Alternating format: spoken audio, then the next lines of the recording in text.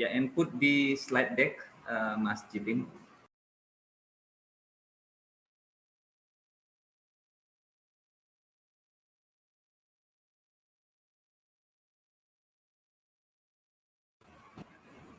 The slide number 3, probably.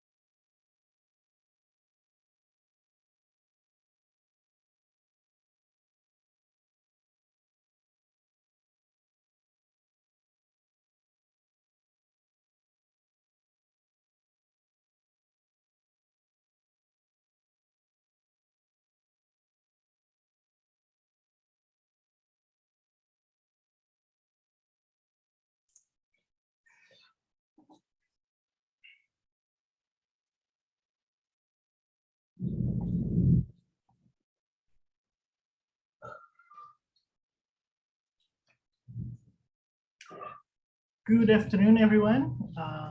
Good morning and good evening for everyone who may be on a different time zone with us.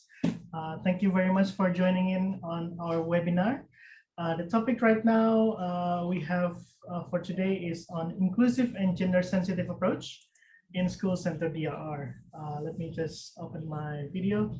Excellent. So thank you very much for joining in. The purpose of this webinar today is on promoting and facilitating knowledge exchange on how a gender-sensitive inclusive approach are integrated into school-centered disaster risk reduction, and what are its implications to build community resilience.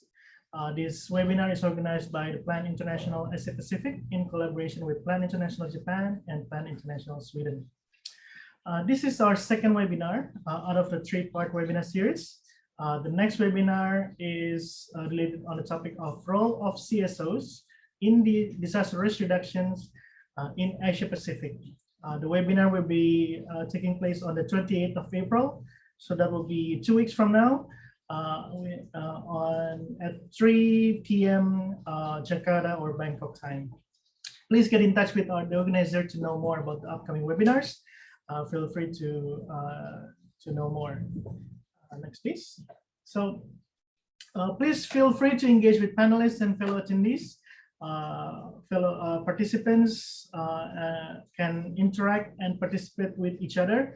You can put your thumbs up, or you can use your clap hands icons in the bottom of your Zoom window. Do communicate with panelists and attendees with the chat box. If you can see in the chat box, there is the feature of to whom you want to send your message. So if you want to send your message to all panelists and attendees, please make sure you tick the right box where you have the all panelists and attendees feature.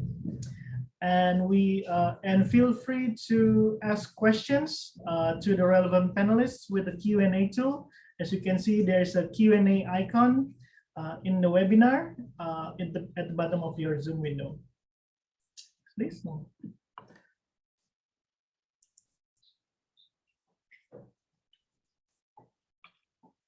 Right now we have 2 panelists.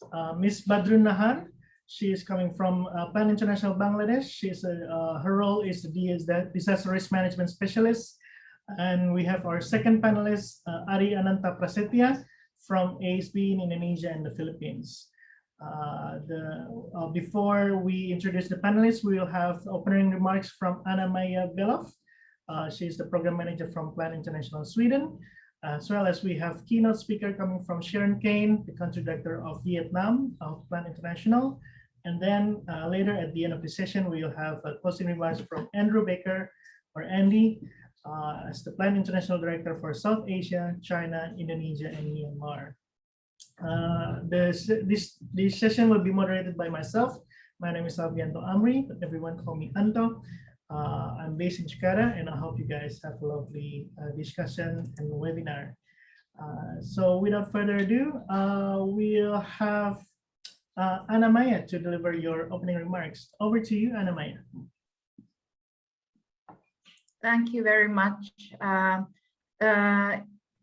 First of all, to all distinguished key speakers and participants, it is my pleasure to be here for this important webinar, Inclusive and Gender-Sensitive Approach in School-Centered DRR, that aim to highlight the importance of gender inclusiveness, which is core to all our approaches in Plan International. Our goal is through our programs to assure that no child is left behind and actively work to achieve SDGs, and especially gender equality, as well as to assure that all children have access to education. We work strategically for 100 million reasons to reach 100 million girls, but still our programs are inclusive for all genders. In the world, 1.2 billion students are enrolled to primary and secondary school level, of which 875 million students live in high seismic zone. Fourth of the world's children live in Asia, many of which live in high-risk areas for natural hazards. These children represent different backgrounds, genders, and abilities.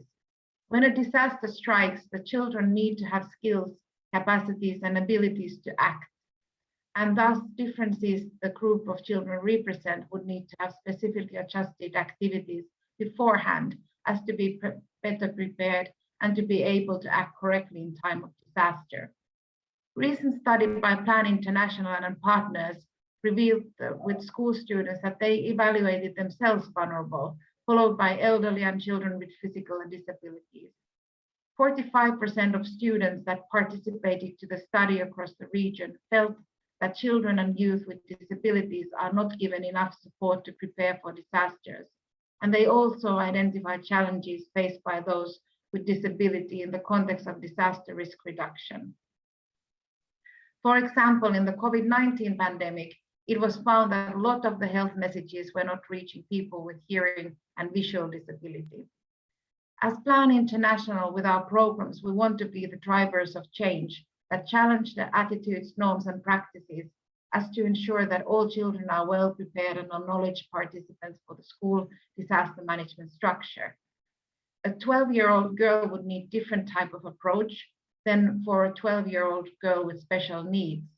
This is to assure that right type of inclusive and gendered support structure and actions are available.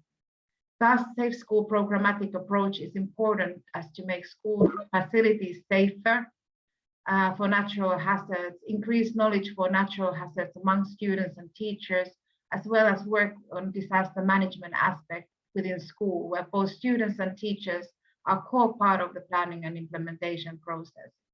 Plan International also works in gender transformative way that challenge norms and practices through positive gender transformative change. These actions assure that all children are well prepared and active participants in their school disaster risk reduction. I wish all the participants an extremely interesting webinar session with the distinguished key speakers presenting with their vast knowledge and background on different types of inclusive and gender-sensitive school DRR approaches. And now back to moderator Anto. Thank you very much, Anna Maya. That is really interesting statistics, figures that you have mentioned. There's significant challenges that children and youth with disabilities poses in disaster risk, and also the importance of no one left behind. Different needs, but they need to have equal access, equal participation. Excellent. Thank you very much, Anna Maya. So we'll have a really interesting discussion right now with our distinguished panelists as well as keynote speaker. As you can see in your screen, we will start with Sharon Kane, the country director of Plan Vietnam. Prior to joining Plan, Sharon has worked in both the development and humanitarian settings, including ADOC in Afghanistan and Pakistan, implementing maternal, child health, and nutrition programs, as well as child protection programs. For 3 years, from 2009 to 2012, Sharon worked with the International Red Cross movement, leading the final evaluation of the 2005 tsunami response in Thailand. and being a member of the Red Cross Emergency Response Team, where she deployed in a number of humanitarian emergencies. Many countries, Haiti, Libya, and Pakistan is one of them. In 2012, Sharon took a senior leadership role in Laos as the Director of Program Quality for World Vision. Sharon now is from Melbourne, Australia. She holds postgraduate degrees in health promotion and evaluation and Master of Public Health. Really interesting resume. Sharon, over to you. We look forward to hear your keynote speech. Thank you very much.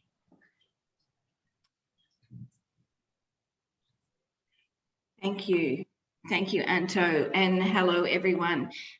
Thank you and welcome to everyone from all around different time zones. It's my absolute delight to be able to be here today to talk about this important topic and to do the keynote speech. So thank you very much for the introduction. Just one extra role that I'm playing at the moment with Plan International is that I'm the interim director for the Gender Transformative Policy and Practice team at the global hub, the global headquarters of Plan International. So it's been a really great opportunity for me to be able to see how other parts of Plan have been working in disaster risk management and climate change programs. Next slide, please. So today I'm going to just quickly go through Plan International's definition of what gender transformative approaches look like in our programs.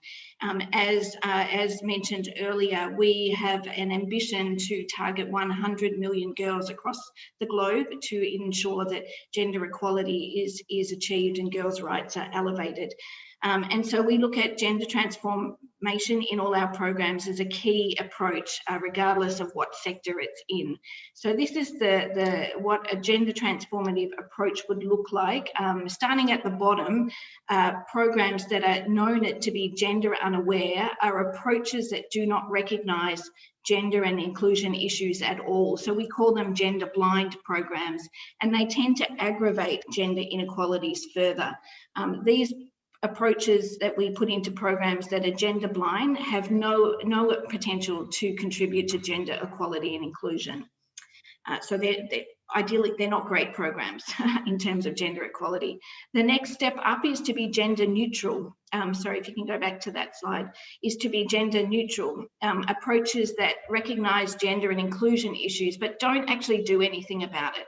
So they may collect data on, girls and boys' rights, but they don't do anything about those, about the inequalities that might be there.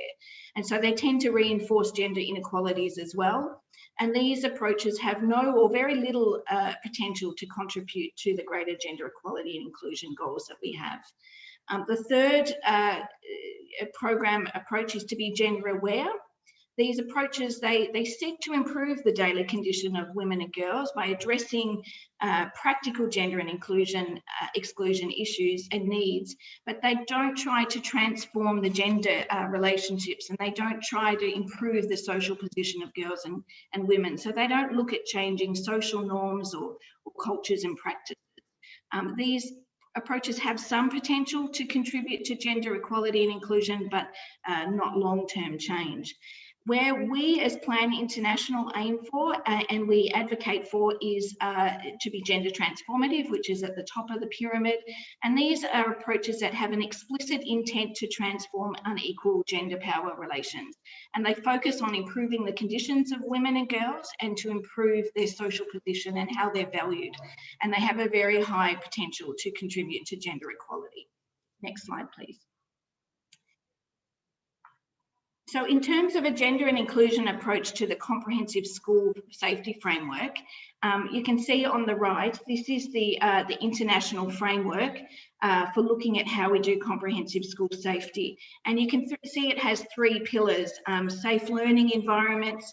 It's a bit small, but I'm sure you're all familiar with it. It's a safe learning facility. Pillar 2 is to have a disaster management approach. And the third pillar is risk reduction and resilience education. And this framework, which is currently being revised internationally, has some components that overlap, which include making sure that we have a multi-hazard assessment and education sector analysis, and that we have child-centred assessments.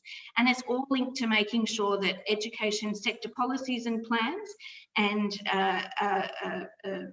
inputted into in different governments and aligned to any national, subnational and local disaster management plans.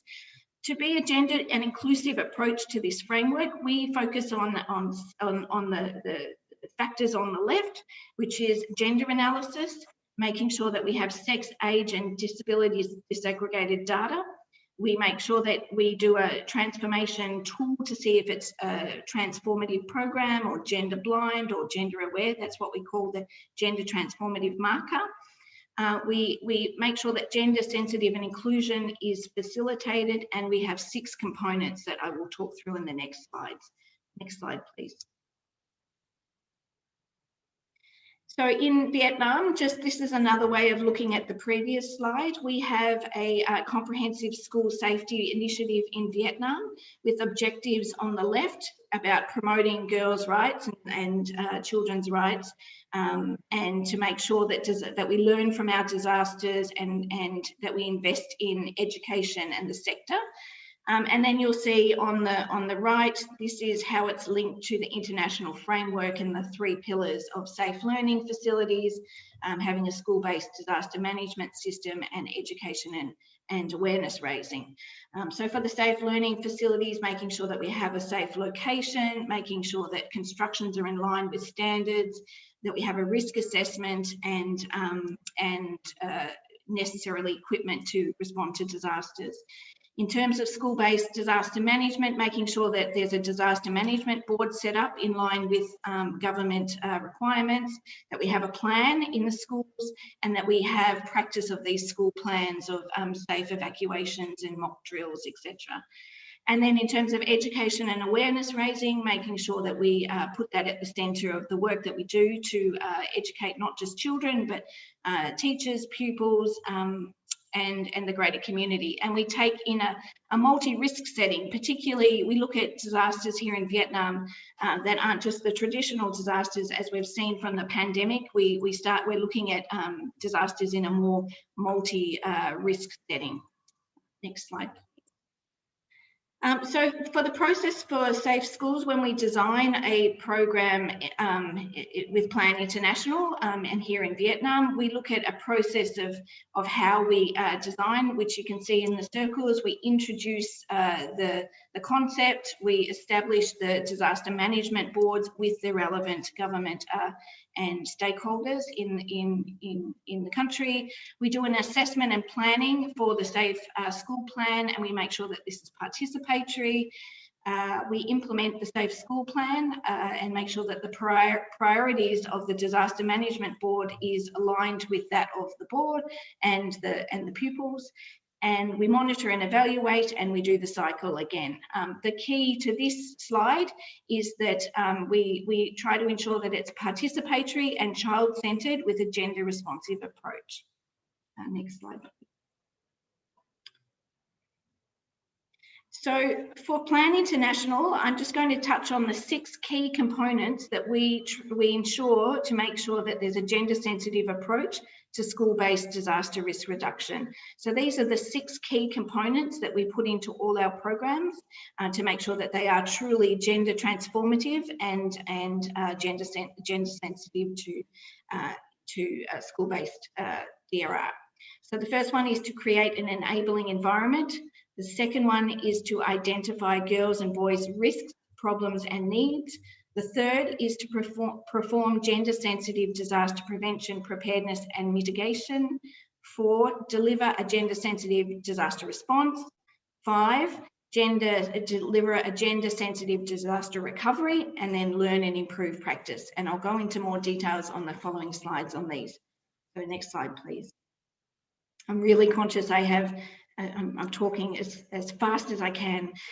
So the first component is in terms of is to create an enabling environment. And so this is important that when we look at this program, that we ensure that both boys and girls participate in those 3 pillars of the Safe School framework. Make sure that they're involved in every single component of that framework. And we also need to particularly make sure that girls feel comfortable to share their ideas and concerns. And not sort of sit at the back and don't contribute. So there's techniques that we use to make sure that occurs. We also raise awareness about the importance of disaster risk reduction and gender equality in the school with teachers, school management boards, parents, and as well as the students, obviously. And we ensure that female and male teachers and school managers equally participate in program delivery. So it's not just the one male teacher who's been nominated to participate, but we ensure that everyone has an equal participation approach. Next slide, please. The second component is to identify girls and boys' risks, problems and needs. And this is done by doing performing a hazard, vulnerability and capacity assessment with boys and girls, and making sure that that assessment is collecting gender data and including the voices of both boys and girls. And we allow boys and girls to prioritise what they think are the main hazards, vulnerabilities and capacities in an inclusive way. And it's quite surprising that boys and girls often come with very different lists of priorities and needs. We then analyse the changes in the hazards and planning, and we plan for the risk reduction program. And we ensure that activities are performed in mixed groups or with a girls only group and with a boys only group, and that analysis results in both groups so we can compare the input. As I said, they're often very different. The last step we do for identifying girls and boys' risks is to ensure key issues of both groups are integrated into the school disaster management plan. Next slide, please.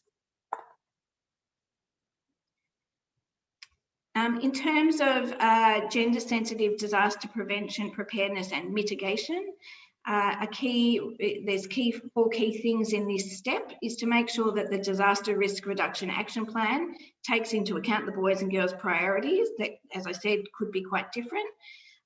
We make sure that they raise their specific issues and needs to the school management board.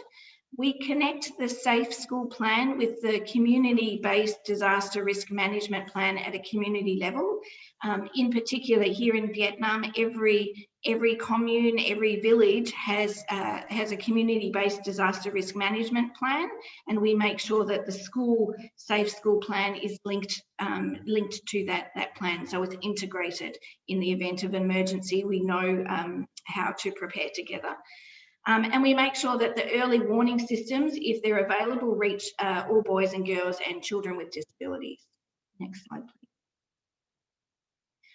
So to deliver a gender-sensitive disaster response, we suggest that you ensure that the sex, gender and age-sensitive information about boys and girls, women and men is collected and incorporated in the rapid needs assessment. In my career over many years, I have seen rapid needs assessments done, and at the completion of the rapid needs assessments, we say, but what about the disaggregated data on sex or gender or children with disabilities, and it hasn't been collected. So it seems very obvious, but it's something that we really all should be pushing further to make sure it happens on a 100% basis. We need to ensure that sex, gender and age-sensitive data is included in early notification and disaster situation and needs assessment reports. We also need to ensure that assistance includes both boys and girls and the most vulnerable in terms of relief, food, shelter, health, water, sanitation, and make sure that those most vulnerable don't slip through the gap of the needs assessment. And of course, the response should be linked to as I said earlier, to the community-based disaster risk management approach of the community. Next slide, please. In terms of recovery, to deliver a gender-sensitive disaster recovery, we need to ensure the assistance reaches both men and women, boys and girls, and the most vulnerable, as I mentioned earlier. We need to also ensure information, education and communication materials are appropriately aimed to make sure that we just don't have an assumption that that the information that we are providing is the same for boys and girls or for men and women. In some countries, literacy rates for women is far lower than for men, and so we need to make sure that we're taking that into account when we are producing information for a gender-sensitive disaster recovery. And we also need to ensure that the community development efforts are gender-sensitive in all of these steps. Next slide, please. And the last key component is about learning and improving. We need to ensure that we map out if boys and girls think that their needs have been incorporated and addressed sufficiently in our disaster preparedness, response and recovery. And we need to adjust plans and actions to ensure that we do this, that we do meet the needs of girls and boys moving forward. And I think a key to that we have learned is the importance of disseminating these findings with government and other organisations for further learning. And this is about disseminating the good and the bad of the learnings because we can all learn from success and we can all learn from failure as well. And I think as organisations working in this sector, the importance of sharing and learning is essential to make sure that we are having greater impact for girls and boys at the community level. Next slide, please. Last slide. Just in summary, the Comprehensive School Safety Initiative in Vietnam, we have been implementing a comprehensive school safety initiative here for a number of years. It is part of our country's strategy here in Plan International Vietnam. It's a cross-cutting theme, DRR, and school safety is a cross-cutting theme for us. And it's important for us because Vietnam is very vulnerable to disasters. As we all know, it's among 5 countries that are the most vulnerable. And we find that children normally account for a huge percentage of victims of disasters.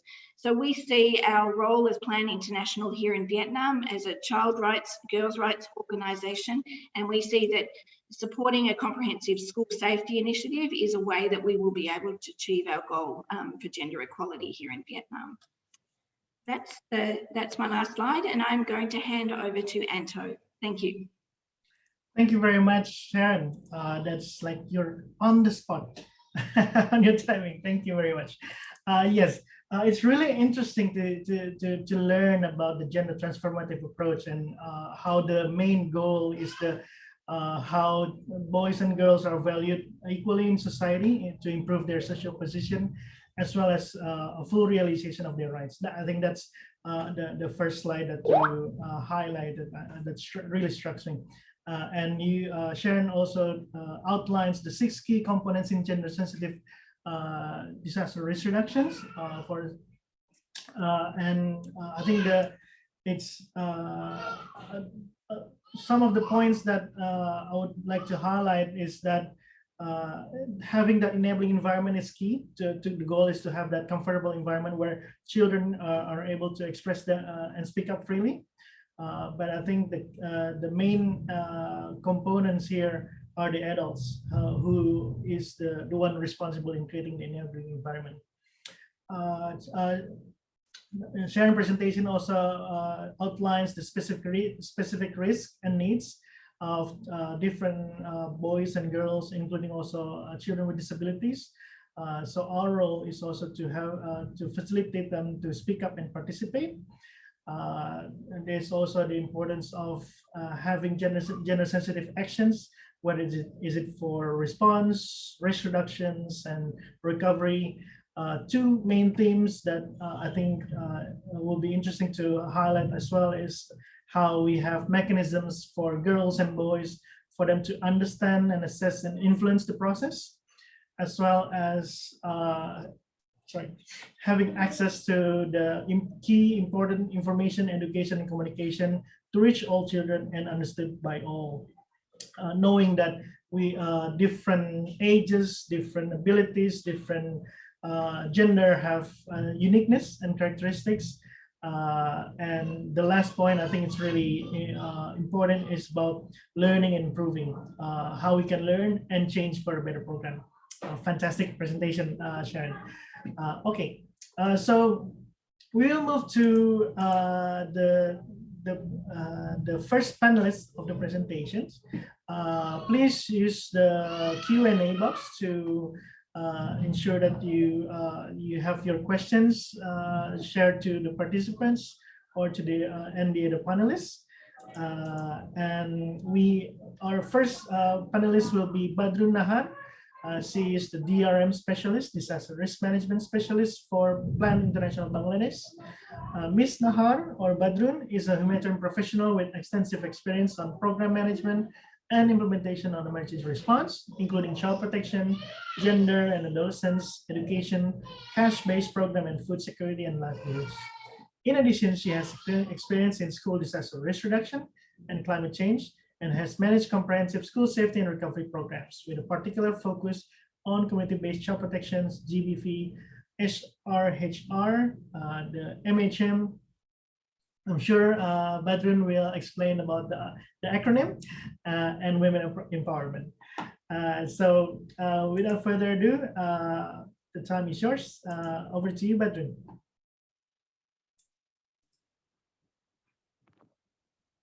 Hello, everyone. Happy New Year from Bangladesh. Actually, today is our first day of the Bengali year, so it's Bengali New Year. So greetings from Bangladesh. And I'm Badrun Nahar. I'm working as a disaster risk management specialist with Plan International Bangladesh. And as Abrantu mentioned, that I am currently managing the project related to the school center disaster risk reduction, safe schools, and also comprehensive school safety frameworks. And also I am intensively working in the emergency response project in my organization for different vulnerable and remote areas in Bangladesh. So I will start now. Just apology because I will turn off my video. It will give me a good and stable connection, I think. So thank you. Next slide, please. So today I will focus on the girls' leadership in school center disaster risk reduction.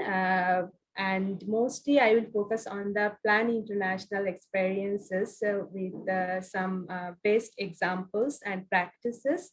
And as this webinar is going to be a part of learning, sharing, and exchange our thoughts, so hopefully it will give you good food for thoughts and how we are working on the promoting girls' leadership in school center DRR. So next slide, please. You all know that in Bangladesh, it's actually a most disaster-prone country globally, and basically due to its huge river network, it's vulnerable and it's disaster-prone, and the socio-economic vulnerabilities are also acute here, and the poverty ranking it's high, and the marginalized people in the huge catchment area, they are in the risk of disaster, and they are basically affected very intensively due to this disaster. Next, please. And as I was mentioning about that the context of Bangladesh, you can see here that different types of disaster we are facing, like flood, cyclone, earthquake, and including the COVID-19 pandemic, and about the Rohingya influx in Bangladesh, and that is the largest humanitarian programming right now. So this is the context we are working with, and Plan International Bangladesh through its school center DRR, we are basically working the southern and northern side of Bangladesh. And next slide, please. And due to this disaster, actually in this slide, I tried to mention some of the impacts, types of impact. It can vary, so you can see some glimpse of that. And if we could link, we'll understand that that girls are at the most risk, specifically if it's young and adolescent girls, and the displaced migrated girls, the girls with disabilities, boys with disabilities. So they are basically at the most risk of the hazard and hazard induced disaster impact actually. And also the area we are working with, it's the gender norms, the stereotypes, the social taboos also are adding risk for girls. Next slide, please. And realizing this, and that Sharon also mentioned in her speech, of how we are working with the comprehensive school safety framework. It's like working towards reducing the risk through school center DRR. We are basically focused on the capacity building for the school community, for the teachers, students on the comprehensive school safety framework. And Plan International Bangladesh still now working with like about 200 primary and secondary schools to reduce the risk through school center DRR. And also you can see that we are conducting hazard vulnerability capacity assessment. We are developing the school safety plan, and as Sharon mentioned, that girls and boys all have the different needs, and girls vulnerability is most regarding the context of Bangladesh. So that's why we are doing this through our implementation. Also, we are undertaking the small scale mitigation measures to address the needs of children and the girls in particular. Next slide, please. And as part of the school safety plan, what we are doing, we are including the girls in the planning process, so they can understand the safety issues, the planning, the implementation level, as we are working for a strong school disaster management. So how it works, the mechanism from the bottom level to upper level. And also the representation of girls, it's a very core issues for us, so that they can be included in the committees. They can continuous advocacy for mobilizing the external funds with the local government, and also they can mobilize resources from the community as well. And you can see a photo that a girl's how she is rescuing and affected students due to from disaster. It's a mock drill situation. So that's what we are doing. We are ensuring the girls' leadership in this kind of mock drills. That is basically conducting in the schools, also in the catchment areas. And also there are more example, unlike we are using promoting renewable energy and climate adaptation and mitigation in schools, so that it can contribute to the greater equality for girls. We can ensure the facilities, safe access facilities for the girls regarding their vulnerabilities, like menstrual health management issues, you all know. Next slide, please. And also we have in school center DRR, we have 5 task force in each school who can build the capacity of girls and boys, the students, so that they can be better prepared for the disaster. And mostly we're ensuring the girls, so that they can contribute, that how we can continue our education during the emergency, because in emergency it's stopped, like in COVID-19 situation, our school is closed now and it's almost 1 year, but we can't stop our education. We have to have some another plan, and that's what we are also working on the school center DRR. We are actually giving that realization, that capacity to them so that they can understand and carry on in their community. And also our youth group, they in the catchment areas, as part of school center DRR, in the catchment areas, youth group are contributing mostly for the disaster preparedness and for the community resilience.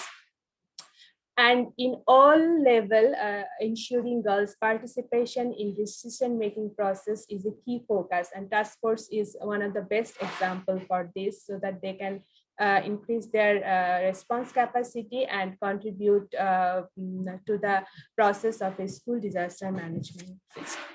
Next slide, please.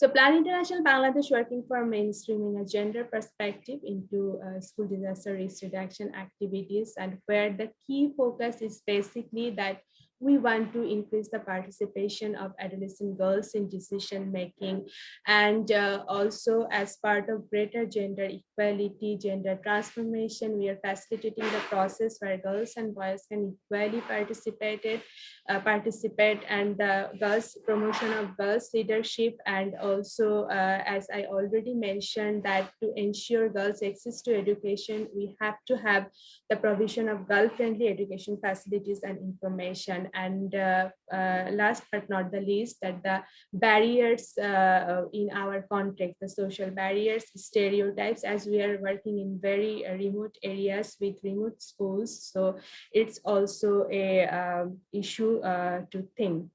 Next slide, please. And in continuation, as I already mentioned, that I will share some best examples. So you can hear from Sumaya, one of our youth group member, that how she is contributing in her community to reduce the risk of COVID-19 pandemic. So can we have the videos of Sumaya? আমি এই পর্যন্ত 1000টিরও বেশি mask বানিয়েছি এবং অর্ধেকটা বিনামূল্যে বিতরণ করেছি।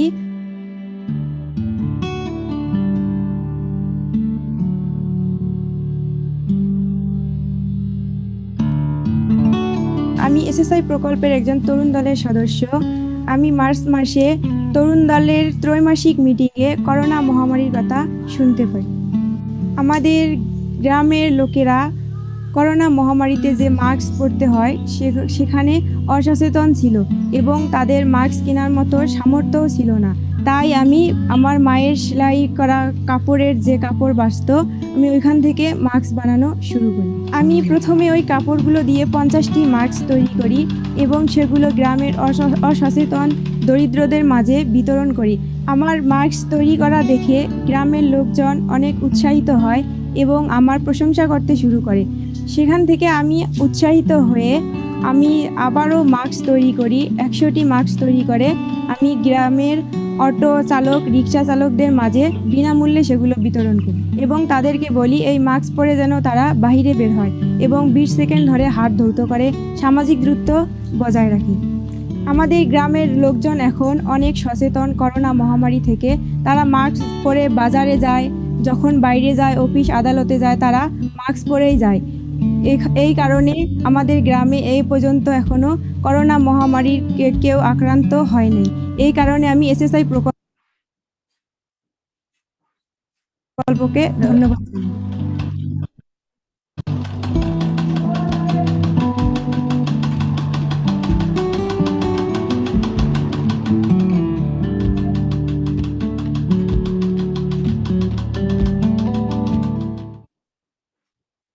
So thank you.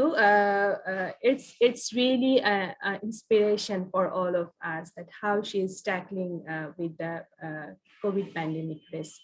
And here you can see that the young boys and girls, how they are working in the catchment areas. Like we are focusing not only in the schools, through the schools to the catchment areas. So household level preparedness plans, it's really a big part to make our community, to make every people prepared for disaster.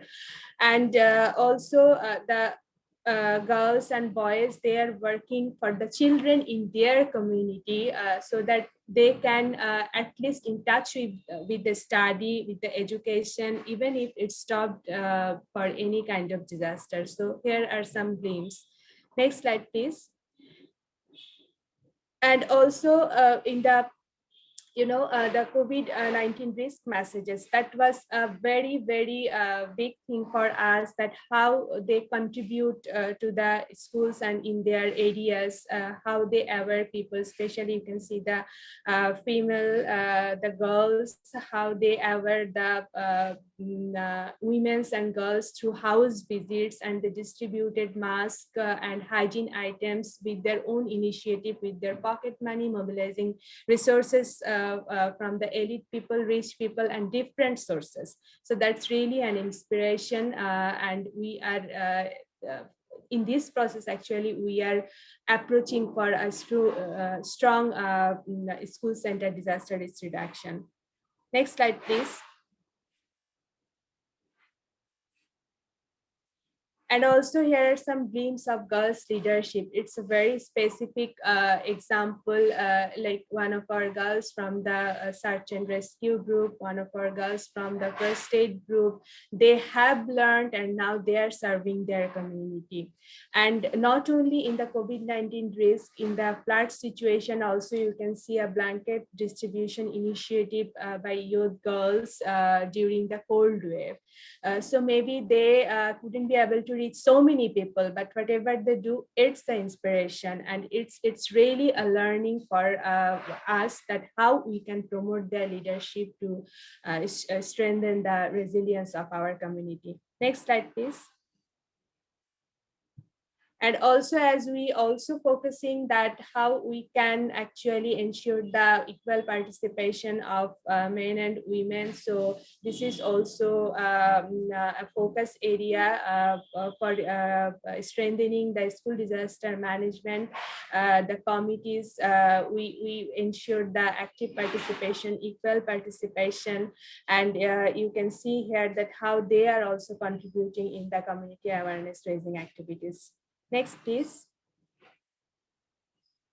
And there is also a video I'm sharing, and that is on the sanitary pad shop. And this you are going to like this. I will request our moderator to just turn on the video so that everyone can listen. আপনারা দেখতে পাচ্ছেন একটি স্যানিমার্ট shop. এই শপটি তৈরি করার আমরা নিজেরাই আমাদের নিজেদের টাকা দিয়ে তৈরি করেছি এবং শিক্ষিকারা আমাদের সহযোগিতা করেছে। এই স্যানিমার্টটি তৈরি করার কারণে আমাদের স্কুলে যদি কোনো ঋতুকালীন সমস্যা হয়, এখানে আমরা সমাধান পাই, কারণ এই প্যাডগুলো আমরা এখান থেকে কিনতে পারি। আমরা যেহেতু মেয়ে মানুষ, বাজারে যখন তখন যেতে আমাদের লজ্জাবোধ হতো এবং এটি অস্বস্তিকর ছিল। সেই কারণে আমরা আমাদের স্কুলে এই স্যানিমার্ট শপটি তৈরি করেছি, যাতে আমাদের স্কুল চলাকালীন যদি ঋতুকালীন কোনো সমস্যা হয় তা থেকে আমরা সমাধান পাবো।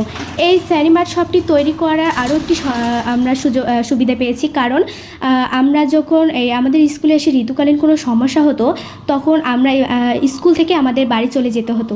কিন্তু এখন আমাদের এই স্যানিমার্ট শপটি তৈরি হওয়ার কারণে এখন আর স্কুল ছাড়তে হয় না, বা কেউ এখানে এসে যদি এই সমস্যায় পড়ে তাহলে আর বাড়ি চলে যেতে হয় না, তাকে সে এখানেই সমাধান পায়। আর আমাদের যে আগে এই আমাদের ঋতুকালীন যে সমস্যাগুলো ছিল, এখন আমরা এই সমস্যাগুলো থেকে সবাই মুক্ত। So this is the thought actually we are introducing and we are promoting, and this is the leadership, that how they have taken the leadership to get rid from the menstrual health management problem.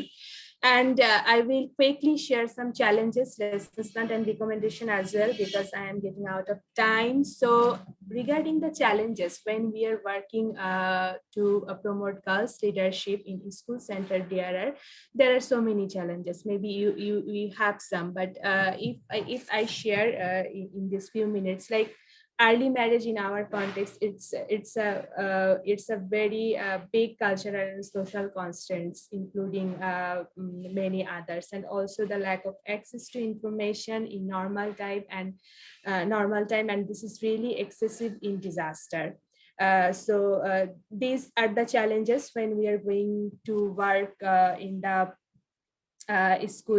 schools, and we often see that, and that is really hinders the leadership of the girls. Next slide, please. And also, if I go through some lessons learned, and here I have basically focused on the information and education that can build the confidence, because for the leadership, confidence is must. And and how you have seen the video of Sumaya, that how she helped her community and how she gained the praise, the respect from her community, and she is breaking the taboo. And also more female participation in the authority level, it can be a blessing for us, and it's a lesson learned for us. Next slide. And just seeing the challenges and lessons learned, I have put very few recommendations, and it's basically focused on that recognizing the girls' participation in decision making, introducing more gender sensitive tools, and which should be specific for us, and we should build the capacity of girls, school teachers, other stakeholders, the boys on them, and also ensure services related to girls' access to education in schools, and integrate them in their action plan, and also the capacity building of gender transformative school-centered DRR. It will be very effective for us. So that was my sharing. I want to thanks all of you for giving me this opportunity. And you can see, when girls are free to choose their own path, influence the world around them, and speak out when they see injustice, everything just changes. And they're saying that we are prepared to face disaster. Are you?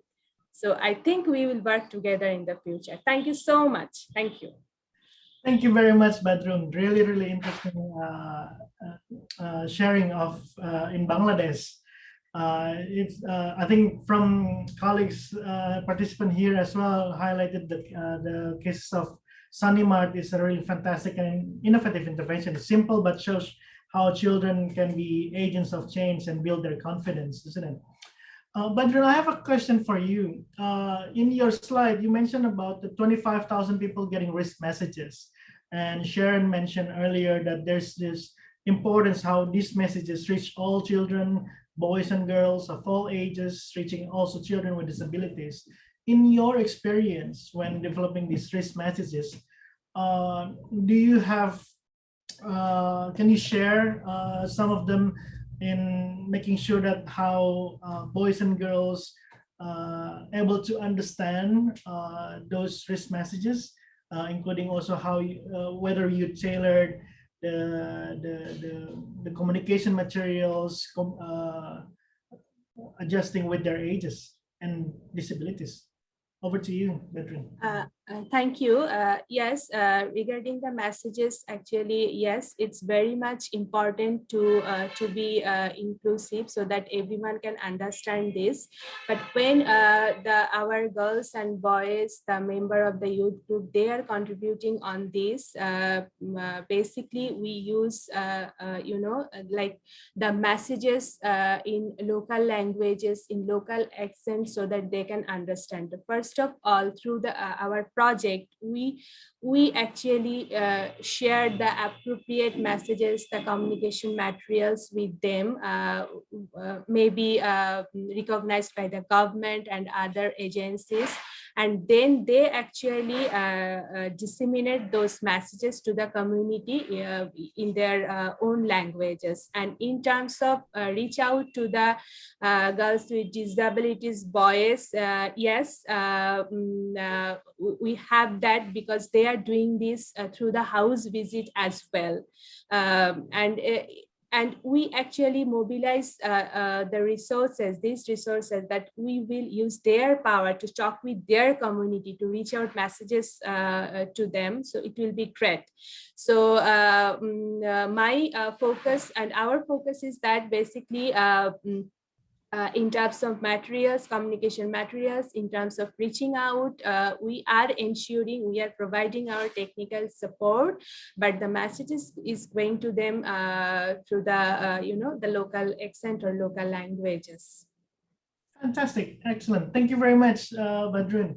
So it's not just about content, but also the techniques and delivering the message is also plays an important factor in delivering that communication materials. Thank you very much, Badrun. We'll move to our next panelist. But before that, just for your information to the attendees, we will share the presentation with a link first in the end of the webinar. If you need specific to your email, please write down your email in the chat box, and then the organizers will be happy to respond to you. Excellent, thank you very much. And our next panelist, our apologies that it should be Melina from ASB from Indonesia and the Philippines, but however, we just learned that today she was sick. So fortunately, we have Mr. Ari Ananta Prasetya, or everyone called Anam, I presume. He is the Project and Emergency Response Manager from ASB Indonesia, the same organization with Ibu Melina. Mr. Ari Ananta, or Anang, is a practitioner in development and humanitarian worker with particular expertise in inclusive disaster risk management, community empowerment, and people-centered approach. Skills include development of capacity building and government partnership strategy, inclusive WASH, water sanitation and hygiene, and shelter. Currently work with the ASB Office for Indonesia and the Philippines in implementing the ASB missions, working for a community that is inclusive, empowered, and resilient. Anang social life is as the Village Development Committee at Bantul, Yogyakarta. He lives in Yogyakarta, and the time is yours, Mas Anang. Over to you. Thank you, Mas Anto. But yeah, unfortunately, right now, along with the Azan, so maybe there is some sound background for Adhan because my house is just nearby with the mosque. But hopefully, my voice is clear for you all. It's clear, yeah, thank you. So, thank you, Plan International, for invite or involving ASB Indonesia and the Philippines for in this live webinar. So this is also a good opportunity for ASB to share our experience in the especially for Safe School DRR. And as mentioned before, that this is our tagline. Inclusive DRR is safe for all. Next.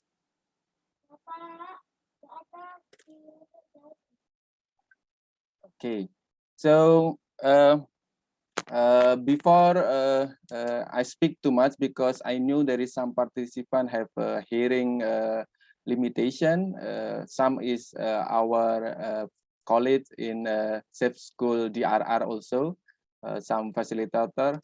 So hopefully the picture and also when I see my gesture can understand about what I talking about.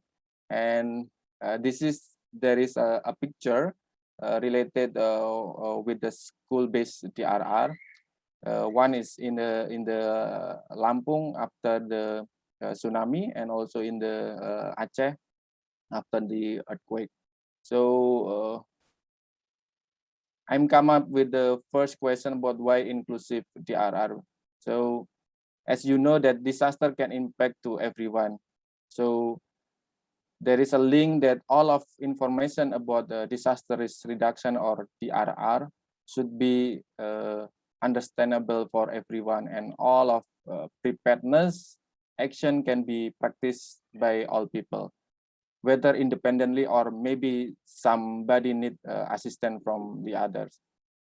So and then next,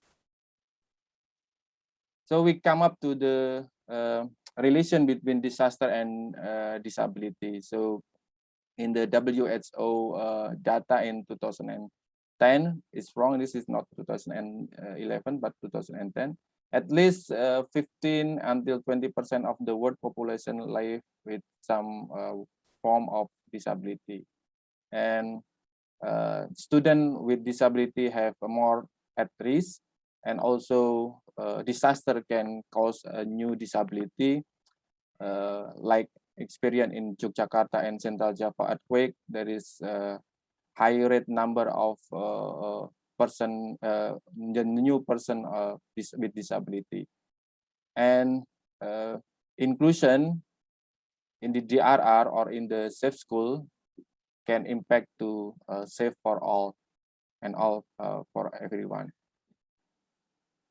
ISB is work on disability inclusion as a way for inclusion for all, because like as you know that there are kids with disability, women with disability, and also older people with disability. So in ISB, work with disability is part a way for inclusion for all.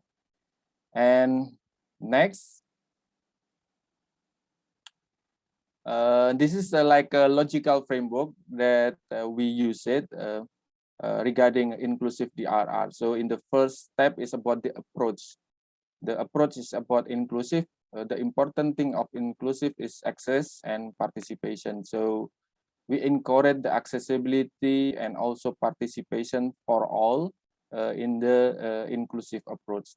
And then we didn't forget about focusing or encouraging the capacity to reduce the risk. And the main goal of the inclusive DRR is save life as the goal. And the important thing is implementation, that simple practice regarding save life. This is what ISB did in the safe school or maybe community-based DRR. Next.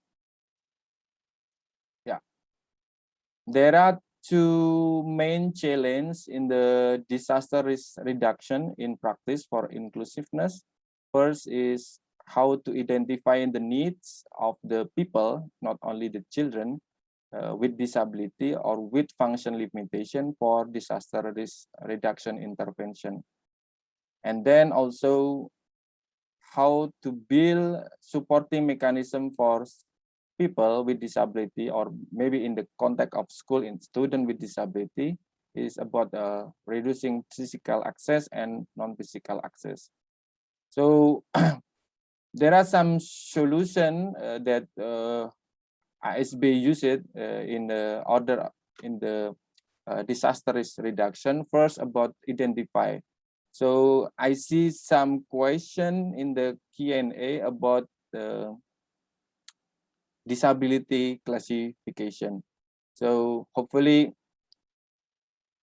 in this presentation, I can answer about this related with this topic, because right now, like Indonesia itself, now is using Washington Group question. Washington Group questions are about a level of difficulty from the experience of the person in daily activity in regard with their function limitation. The function limitation is such seeing, hearing, maybe also regarding walking and or climbing step, remembering, maybe self-care like dressing and washing, communicating, using finger and hand. So in the national census like Indonesia, also the Washington Group question is adopted, that to identify the level of difficulty from the experience of the person. Somebody, if there is level difficulty with a lot of difficulty or cannot do at all, for example, for seeing, is recognized as person with disability. But don't forget, because disability is about the right. So sometimes we meet a person with disability who self-identify as a person with disability.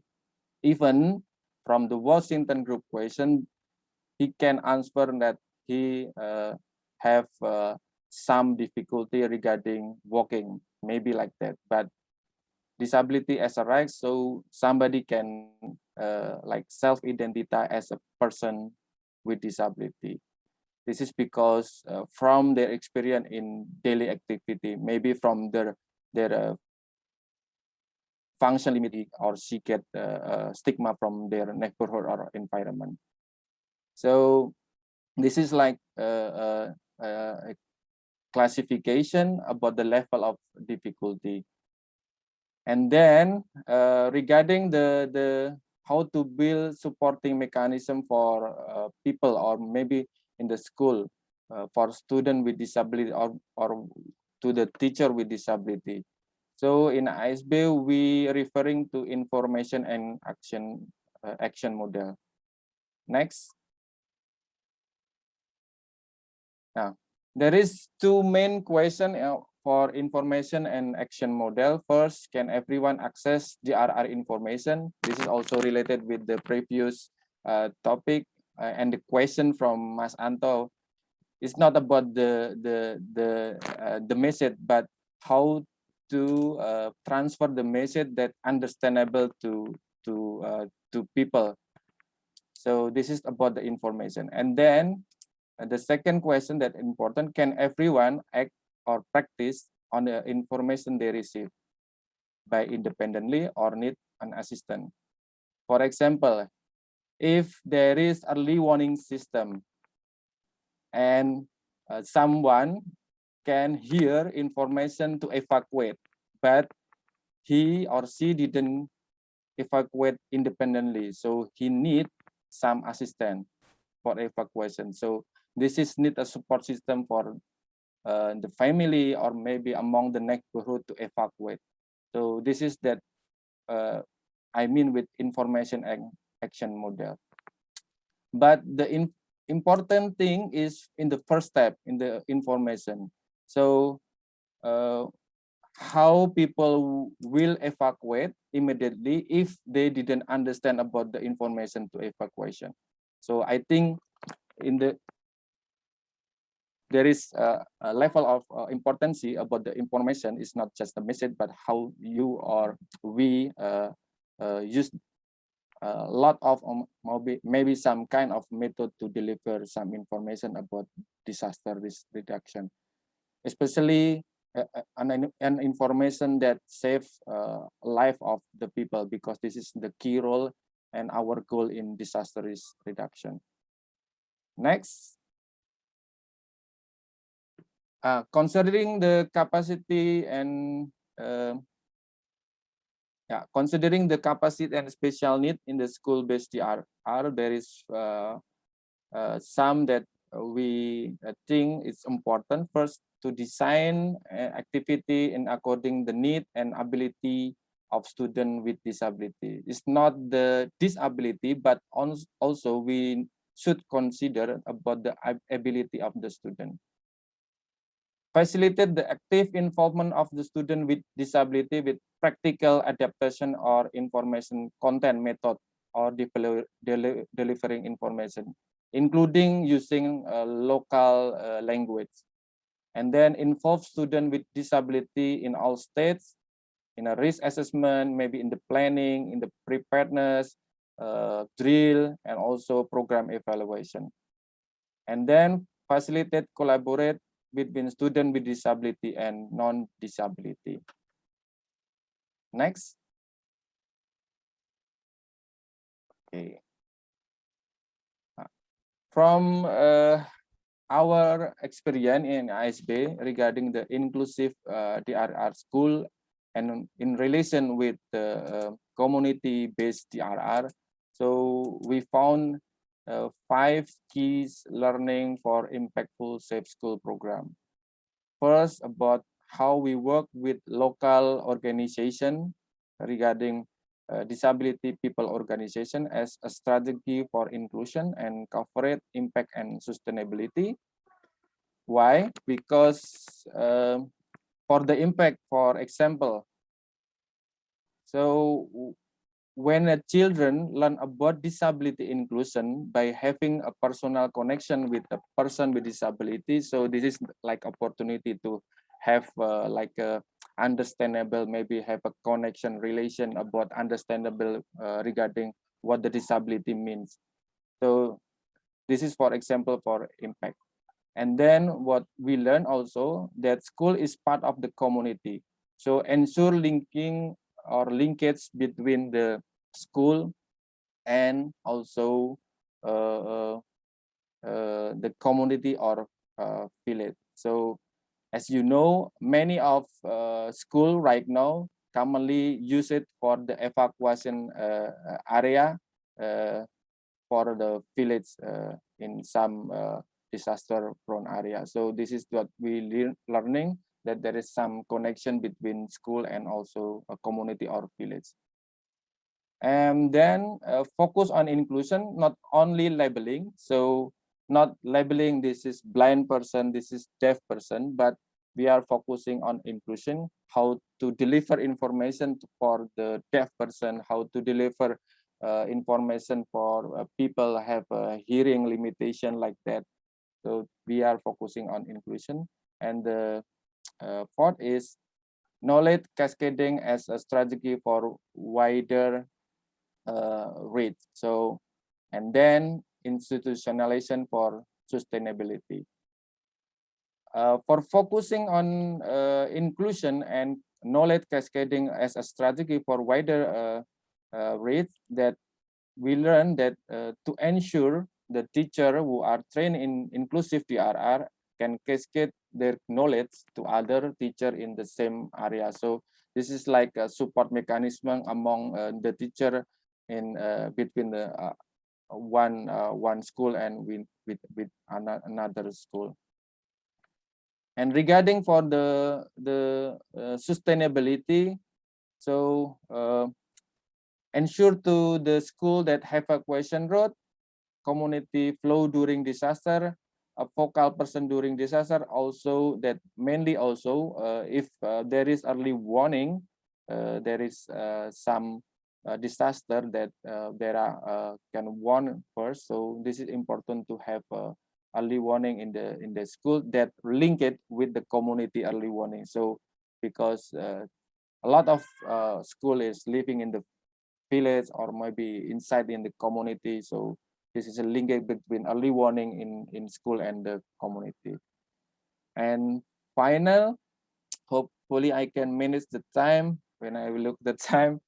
So this is one of our facilitator in Central Java, that actually Mbak Dwiani as housewife, but she does, and in the first beginning she doesn't know everything about the disaster risk reduction until he participated in the DRR training, and he like interest to move and to encourage more. So frequently, like right now, Mbak Dwi as facilitator in Safe School DRR in Central Java, especially in Magelang Regency. So thank you for my session, and back to you, Mas Anto. Hopefully I can manage the time. You're good in time. Thank you very much, Mas Anand. Yes, thank you very much. I really like the last slides on the 5 key learnings. I think it's very useful for us to make sure that we have that in mind when are doing the design and implementing our programming. Mas Anang, we have a question for you, and I think you would like to answer this question live, if I'm not mistaken. So the question is coming from Rizka Widasari. Her question is about, is there any standard on disability classification? Because maybe some people with minor disability might not aware that they classified as disabled. So what's your response? Yeah, like I said, Mas Anto, in the presentation, and thank you, Rizka. Actually, I also read the question from Rizka. So, for example, right now in Indonesia, we use the word is tuna. It's tuna rungu, tuna netra, like that. For blind person is tuna netra, for deaf person is tuna rungu. But in the DRR context, information about the function limitation or difficulty level is more important. So we not use labeling like tunanetra blind, because it's not good enough information to understandable in the DRR context, because what we want to know is from the Washington group question that also used in the national census. There is like a level of difficulty from no difficulty, some difficulty, a lot of difficulty, cannot do at all. For example, if somebody have difficulty, a lot of difficulty and cannot see at all, so we should try to another method to deliver information to a person that have a lot of difficulty seeing and also maybe cannot do at all. So this is more important in the DRR context and also in the inclusive disaster risk reduction. Either with tuna rungu or tuna netra in Indonesia context is commonly used in the school, like in the special school. But when we try to identify using Washington group question in the school or maybe in the community, so we can understandable about the situation of the community, how many person cannot have potential, cannot access information of DRR, how many person need assistance when evacuation. So this is more important. So we not use the labeling, but yeah, we use the Washington group question. Like that, Mas Amri, hopefully answer the question. Thank you very much, Mas Anang. That's very clear. Okay, so I think we move to the question and answer, the discussion session. We have, I think, most of the questions that was raised in the Q&A has been answered. Please, participants of the webinar, feel free to share if you have any questions or additional comments or insights for the panelists in this session. We also gather questions coming from when people registering in the webinar. So Ms. Nahar and Mr. Anang, one of the questions coming from the participant was how to build a resilient and sustainable school culture or environment. Maybe this question goes to the both of you. When we're talking about, in your presentations, you have outlined challenges and recommendations. When it comes to sustainability, there are different types of sustainability, whether it's if the program sustain at that specific location, or it replicates to wider areas, or how it influences other agencies as well in using your model or using your approaches towards a gender sensitive and inclusive approach. So I think if I can refine the question, how do you influence other agencies to make sure that the gender sensitive approach and the social inclusion approach is built in their design and it can be sustained over time? So maybe I'll ask Ms. Nahar first and then goes to Mas Anang. Thank you. Regarding this question, Mianto, I think in terms of sharing the practices and what we are replicating in the areas we are working, in the schools we are working, the community we are working. So for the greater sustainability, I think in Bangladesh, to work in coordination with the local government, because they are very strong power in the local level.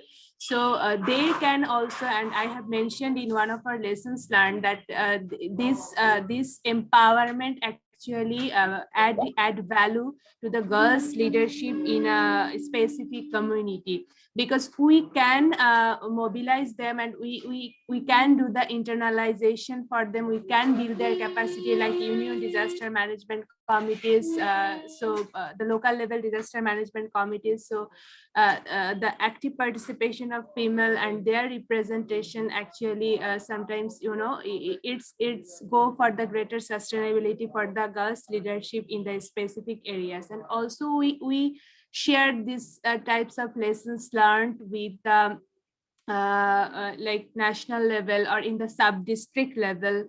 So that is also a scope to working with the education authority in the sub-district or local level, so that we can influence the policy related to the gender sensitive risk reduction approach, so that the education authority also can recognize this model and this kind of approach we are working with. So that is also our priority of effort, and we regularly do this. And there is a provision of learning or monitoring visit of them, so that they can see that what we are doing in the schools, and they can actually integrate those kind of things in their working also. And for every work, budget is also a issue, and that is what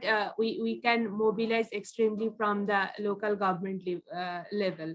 And also we have the scope of learning sharing with the agency level also, because in our advocacy workshops, in the child-led advocacy workshop, youth-led advocacy workshop, we are doing with the different sector of the local level government, the department affiliated with, and also the agency working with the same areas. So there is a lots of scope, and we are using opportunities, we are using for the sustainability for this kind of approaches. Thank you.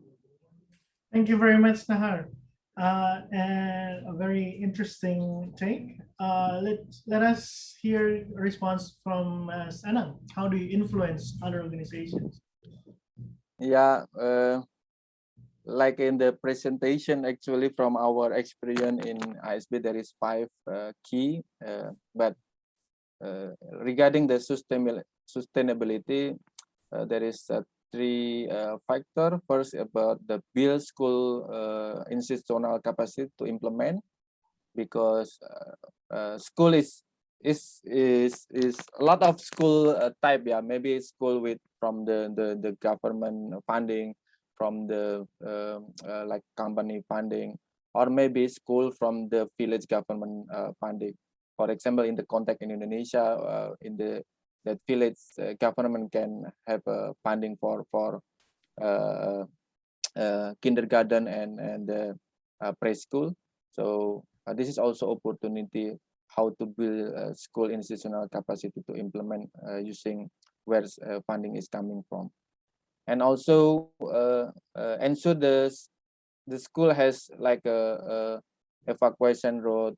How about the early warning system that also integrate with the community early warning system, including the evacuation road also integrate with the community evacuation road, because probably a lot of school, like for example in Indonesia right now, use for the evacuation area, maybe for the Merapi volcano, some area in the flood, because school has strong capacity also to reduce risk reduction.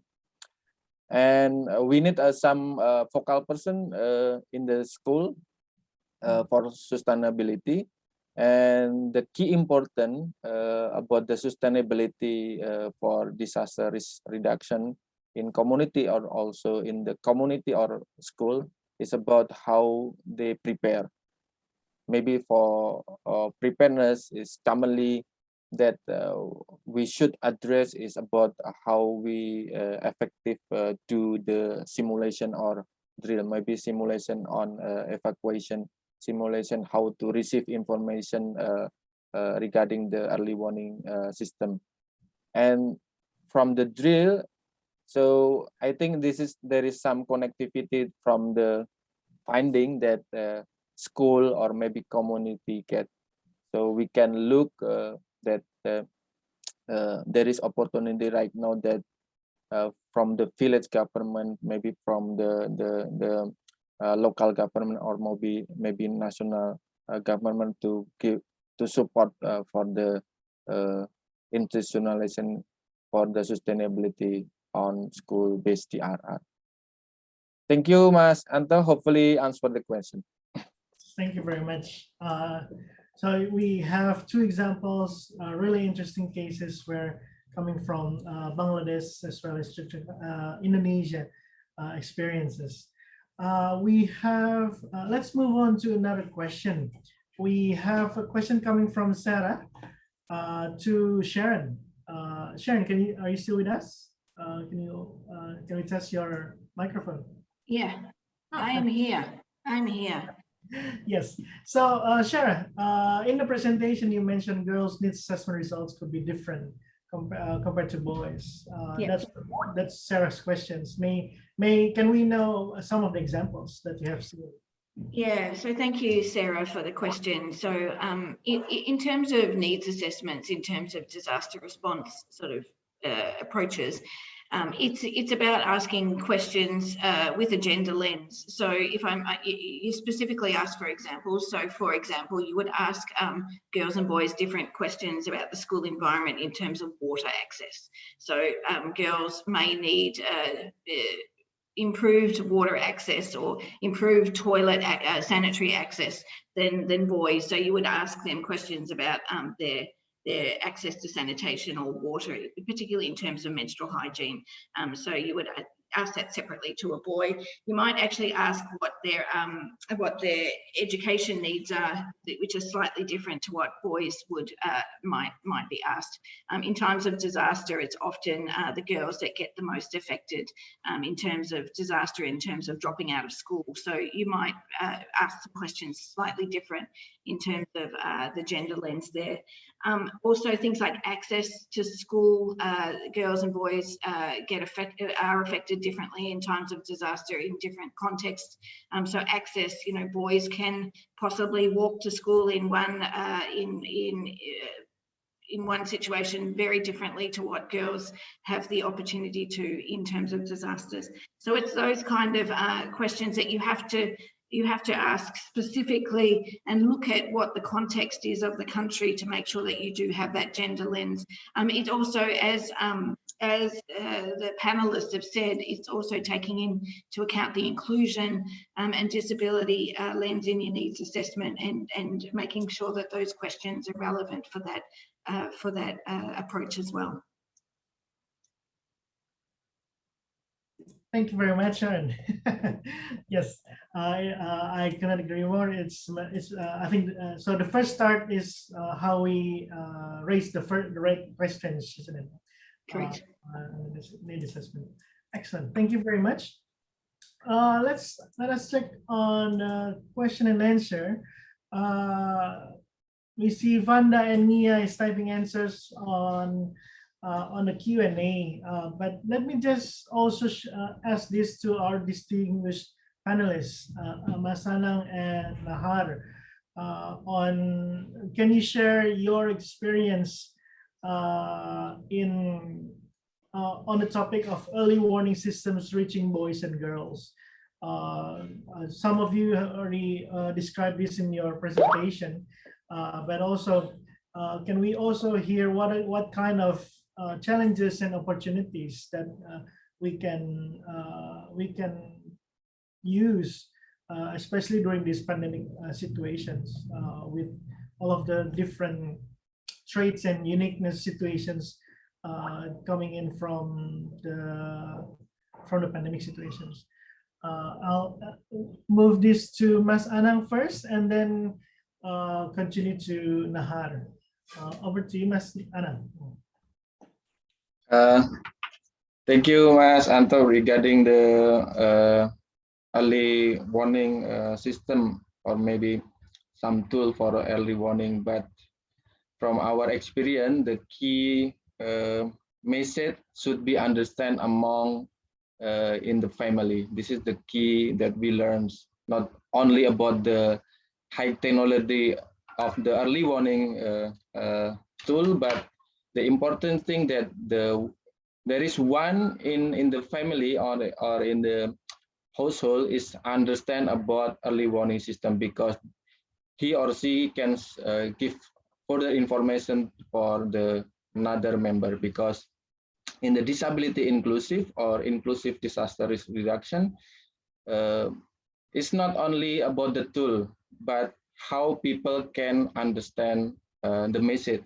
Not only with the fancy tool, but if maybe for the deaf person, if somebody if you have a member of a deaf person in your family, but you have like a sign that he or she can understand about the send to evacuate, go to the where, is more important than the fancy of siren or lightning with the high technology for early warning system.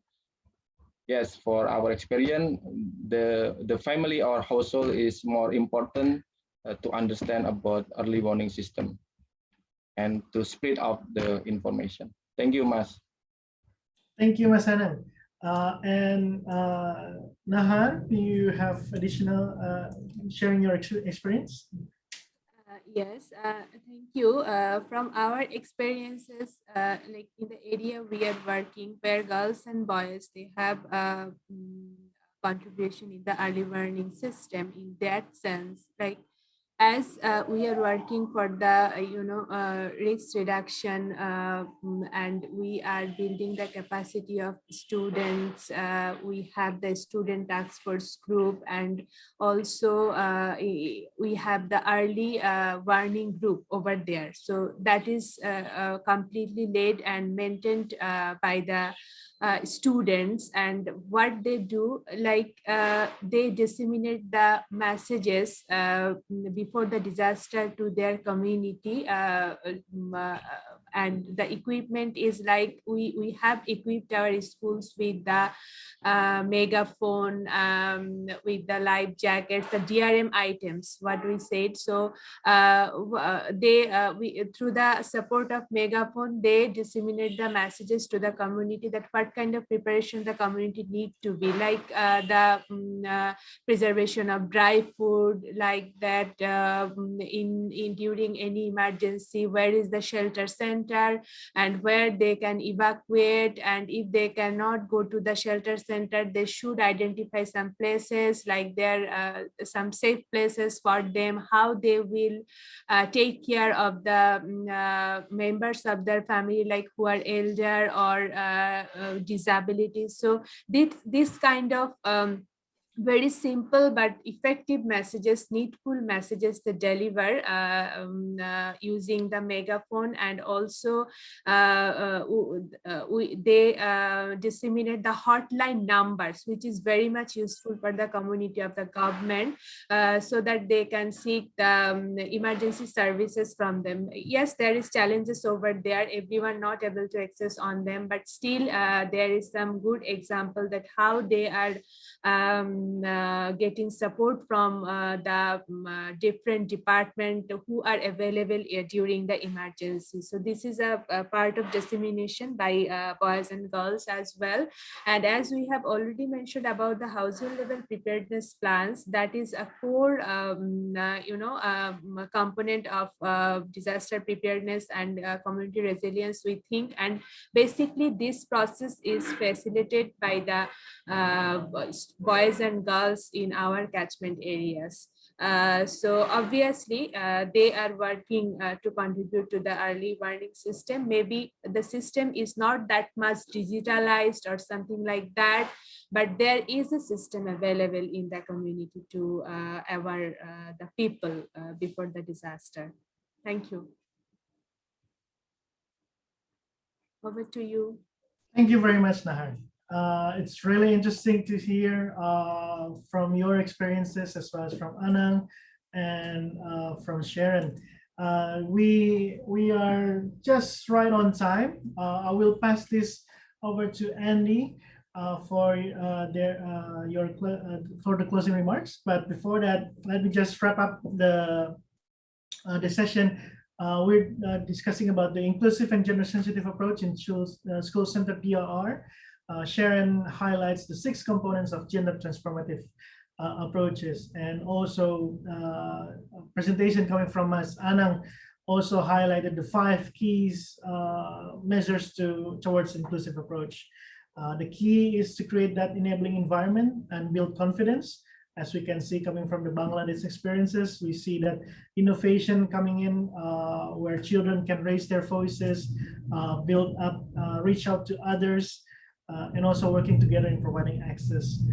Like what Anna mentioned earlier, the school is part of the community, and also we have to consider sustainability from the beginning.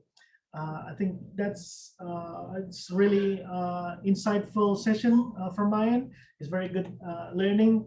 Thank you very much to our panelists and keynote speaker, Sharon, Nahar, and Mas Anang. And I will pass this to Andy for your closing remarks. Over to you, Andy. Great, thank you very much. And thank you, everybody.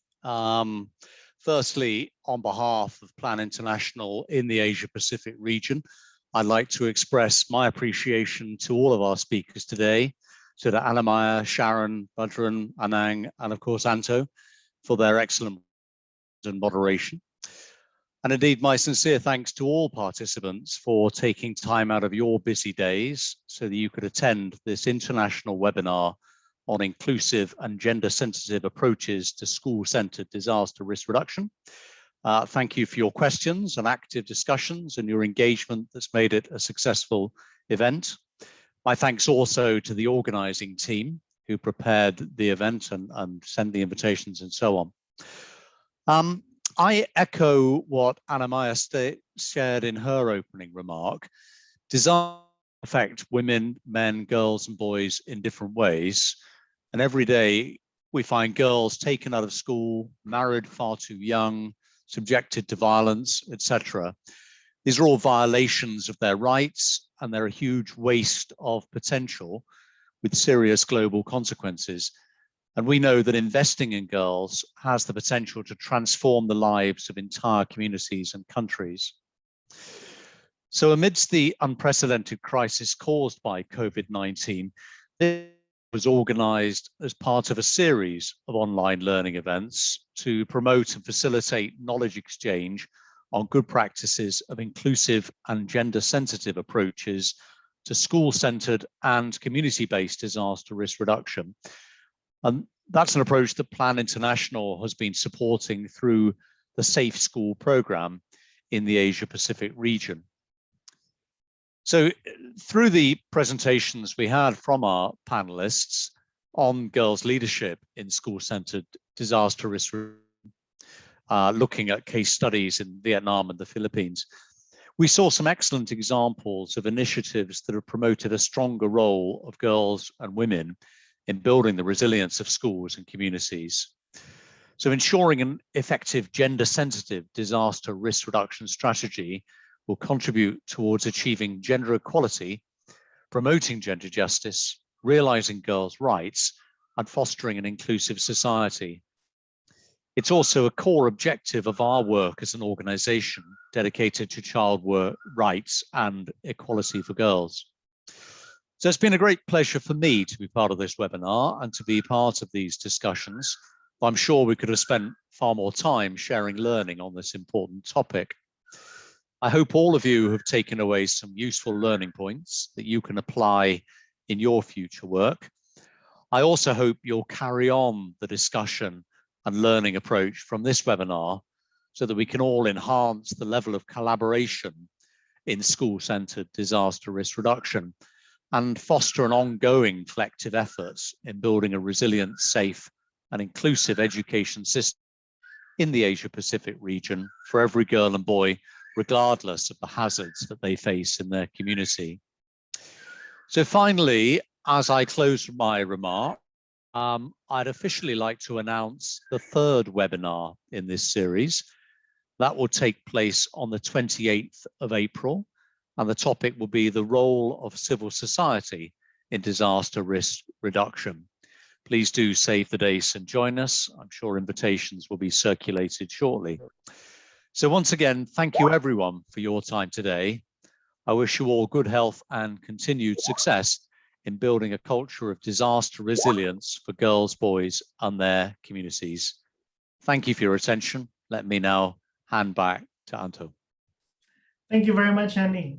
Very strong remarks. I think this is a homework that we need to do together, and it's a continuing task for us. Thank you very much to Anna Maya, Sharon, Nahar, Anang, and Andy for your participation in this webinar. For all panelists, the distinguished attendees, and organizers, thank you as well for participating. Just to remind you again, 2 weeks from now, we have the role of civil society in disaster risk reductions. Same time, at 3 p.m. Jakarta or Bangkok time. Thank you very much from my end, and I'll hand it over again to the organizer. Good afternoon, good morning, and good evening. Thank you. Goodbye.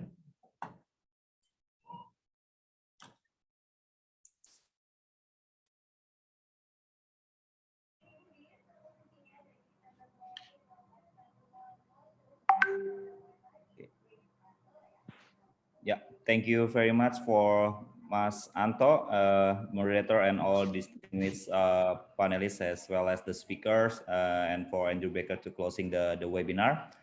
As mentioned previously by Andrew Baker as well as Anto, that we still have one webinar that will have interesting as well for the panelists. We hope that all the participants that joining with us today able to also join with us in the next webinar that will commence on 28th of April by 3 p.m. until 4:30 p.m. Jakarta time or Bangkok times. The link of the registration already been shared in the chat box, and here the what you call the flyer that you want to also register directly. We wish you in the next webinar, and thank you for joining with us in today's webinar. Have a good day. Thank you. Thank you. Bye now. Thank you. Bye-bye. Thank you. Bye-bye. Bye-bye.